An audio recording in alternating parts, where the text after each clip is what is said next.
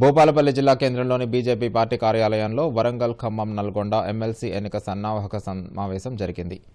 ఈ కార్యక్రమంలో BJP party MLC అభ్యర్థి గుజ్జల ప్రేమేందర్ రెడ్డి హాజరై మాట్లాడుతూ వరంగల్, ఖమ్మం, నల్గొండ పట్టభద్ర అభ్యర్థిగా తనను ఓటర్లు అధిక మెజారిటీతో గెలిపించాలని కోరారు.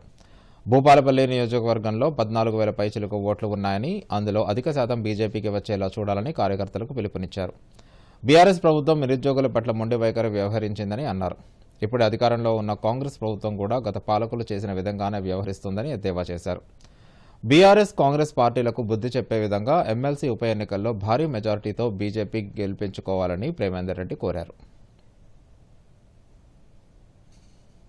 ఈ నియోజకవర్గం 3 ఉమ్మడి జిల్లాలు 34 అసెంబ్లీలలో ఉంది. 5 పార్లమెంటు పరిధిలో ఉన్నాయి. కానీ ఏ ఒక్క అసెంబ్లీలో కూడా భారతీయ జనతా పార్టీ ప్రతినిధి లేడు.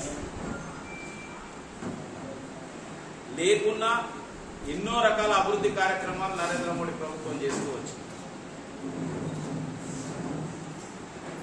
కాబట్టి ఈ ప్రాంతం నుంచి గనక భారతీయ జనతా పార్టీకి ఒక ప్రతినిధిని గెలిపిస్తే ఇంకా ఎక్కువ కేంద్ర ప్రభుత్వం నుంచి ఈ ప్రాంతానికి అభివృద్ధి కార్యక్రమాలు కానీ, ఇక్కడ